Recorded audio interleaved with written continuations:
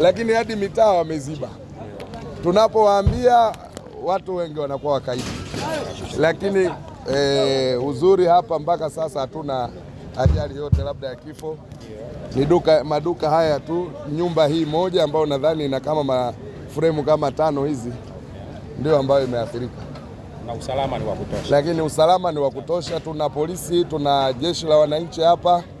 Kwa hiyo hata wizi hakuna aliyeibiwa mali yake hapa. Lakini wananchi ambao wanataka kutoa mali zake kwa hofu, lakini sisi tumewaambia hakuna haja hiyo.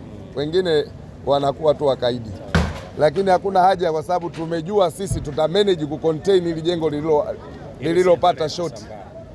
Kwa hiyo tulipata taarifa mapema na tulikuja kwa wakati na vyombo vyetu vyote viko hapa. Nilichojionea, bila jitihada za serikali za haraka, maana yake pengine madhara yangekuwa makubwa zaidi. Sahihi. Na katika hili tu niseme Mheshimiwa Rais, mimi nikupongeze kwa kazi nzuri ambayo umeifanya na vyombo vyako. Sahihi. So kinachoonekana hapa kwa kweli kwa akili ya kawaida si jambo jepesi sana. Sio jambo jepesi. Maaskari wetu wamejitoa, wamefanya kazi kwa kweli ya kihodari na ya kishujaa sana, wanastahili pongezi. Lakini pia niwashukuru wananchi kwa sababu ndio wa kwanza kuona na kutoa taarifa. Sahihi. Ujio wako hapa Mheshimiwa Rais, na imani ni kwa sababu ya taarifa ambayo ulipata kupitia wananchi mmoja ambaye ana gorofa hapa alinipigia simu, naona moto hapa, nikawaarifu fire. Kwa hiyo waliwahi kuja kwa wakati. Sawa kabisa. Kwa hiyo ndio maana unaona jengo lililoshika moto ni moja na madhara tumeminimize yasiweze kuwakuta jirani.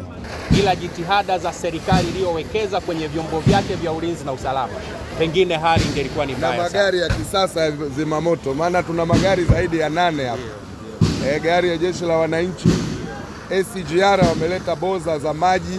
Kwa hiyo tunajaza maji hapa hapa. Magari 4 yanaenda kuchukua maji, magari 4 yanajazwa hapa maji. Tuna magari mapya kabisa ambayo yanaweza kurusha maji distance ndefu. Kwa hiyo pia professionalism inatumika. Unajua hapa kulikuwa na maduka mengi ya perfume. Perfume unajua ni kama petroli, inakubali kuchochea moto, maduka ya pazia. Kweli fire na serikali imefanya kazi ya juu, ya hali ya juu. Viongozi wote wa serikali wako hapa, wamejitahidi sana kusimamia hili. Huu ulikuwa moto balaa, ulikuwa naweza kuangamiza mtaa mzima huu. Kwa kweli inabidi wanastahili kupongezwa sana.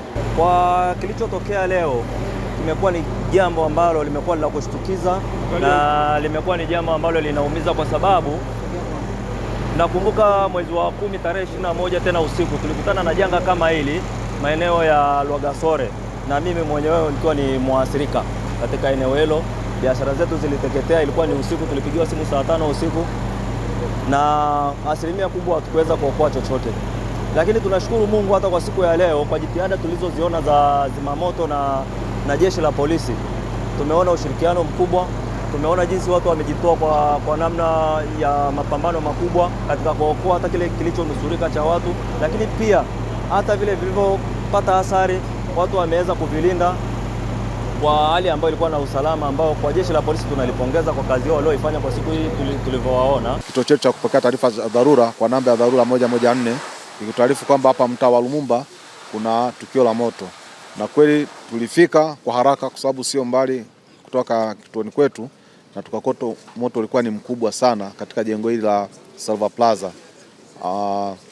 Tuliendelea kupambana nao na baadaye ulikuwa, kwa sababu ni mkubwa na jengo la jirani vimepakana, hakuna uwazi ulioachwa. Kwa hiyo kupitia juu ukawa umehamia jengo la pili ambalo linamilikiwa na taasisi ya msikiti Ridhwa wa hapa mtaa wa Lumumba.